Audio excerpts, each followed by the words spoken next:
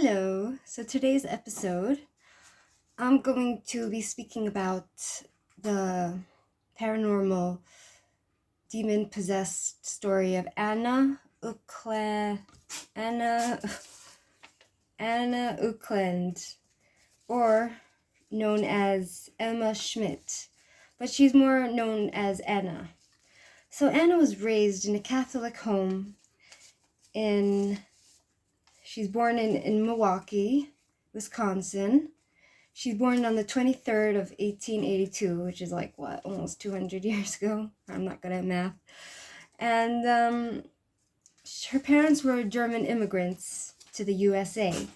And her mother died when she was young. And she was left with a crazy, raging, alcoholic father who tried to sexually abuse her, as well as beat her. And her auntie, who was, even during the marriage of the auntie, her father, whose name is Jacob, he had a sister named Minna. Even while he was married to Anna's mother, his daughter's mother, they were having an affair, and she was like his concubine. So he was having an incestuous relationship with his sister, I think. So her mother died, and she was left with her father and her auntie. So she refused his advances. Minna gained a reputation around the community as a witch, and she would curse Anna's food. When she would make Anna's food, she would place spells on it and curses, and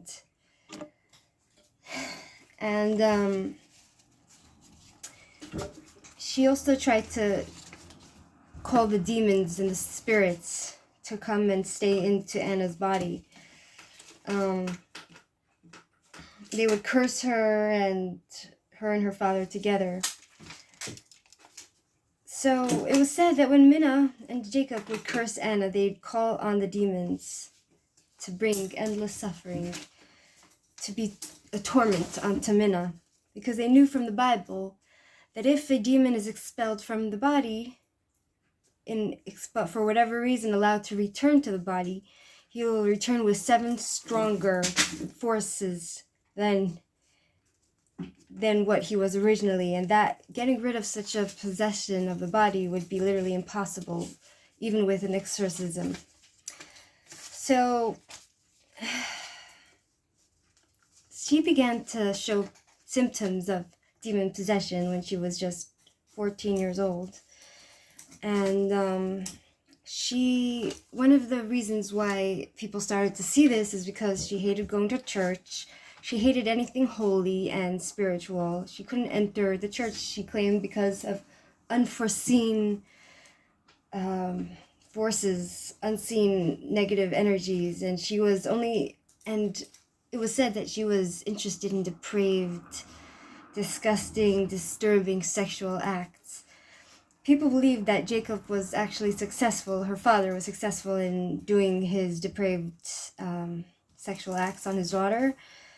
And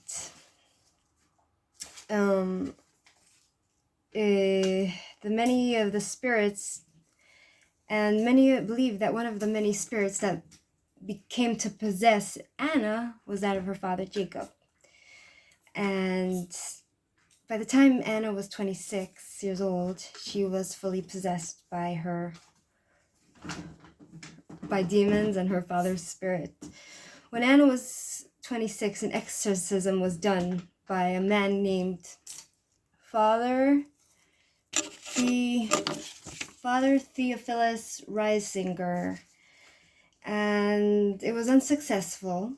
He was from Germany. Father Theophilus was, I don't know how to exactly say the name.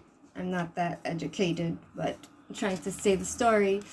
So he was born February 27, 1868, and he was from Germany, but he also immigrated to America. He was a Catholic priest, and he was known as a great exorcist back in the day in America. So when Anna was 26, they called this priest Theophilus, and it was unsuccessful, the exorcism, and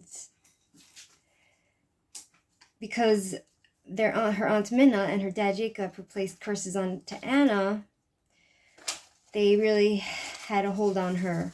So, moving on, we're going to be... I wrote it all down because I can't remember everything, but I hope you enjoy the story as it comes.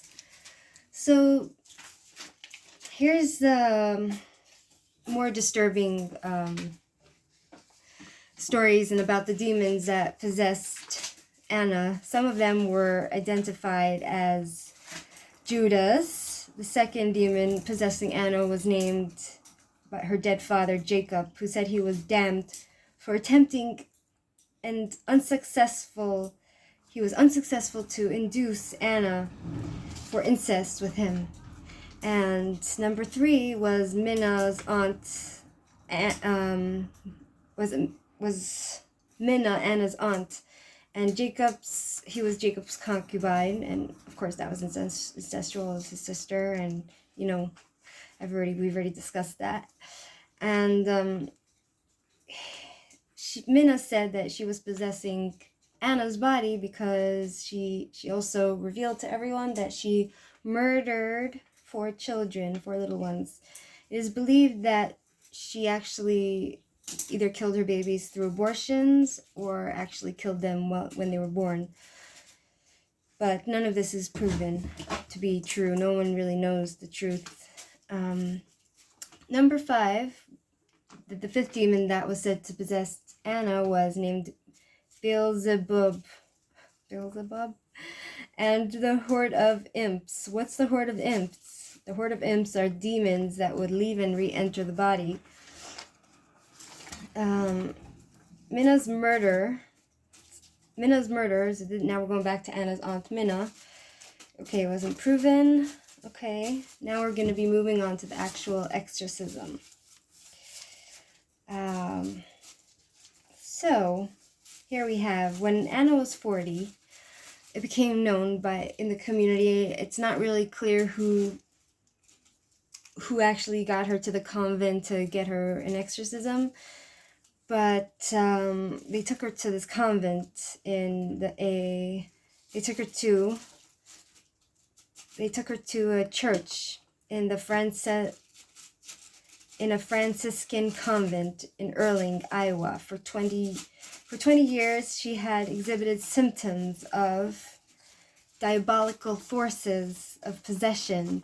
She couldn't pray. She couldn't say, the Holy Spirit of the Jesus, whoever is religious, that's what they say for their holy prayers. She couldn't say his name. The doctors found her, they assessed her, and they found her to be completely normal.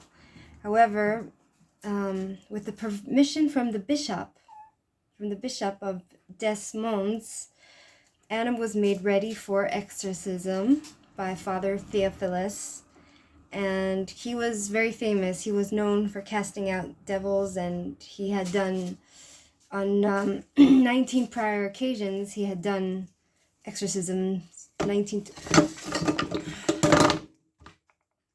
cat. Don't mind that. My cat decided she wants to go catch herself on fire. Okay, she's fine. All right. So he had done it on 19 prior occasions. What happens next is very scary and very dramatic. So, what happened next? They took her to this convent and they tied her up on a bed. And they had big nuns. They tied her to the bed. And as soon as Father Theophilus began praying and commanding the devils to depart, quick as lightning, Anna got loose from the grips that the nuns were holding her down, and she was tied up and all that, and she flew up to the ceiling and she landed on the doorpost, and she grabbed onto the wall in a cat-like way. She grabbed onto the wall like this and held on to it, and She held onto the door beam and clung to the wall with a cat-like grip. And that was really scary. It has been recorded. Now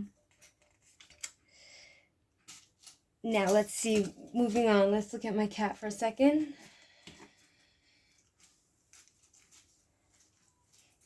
Oh God, he's okay, see?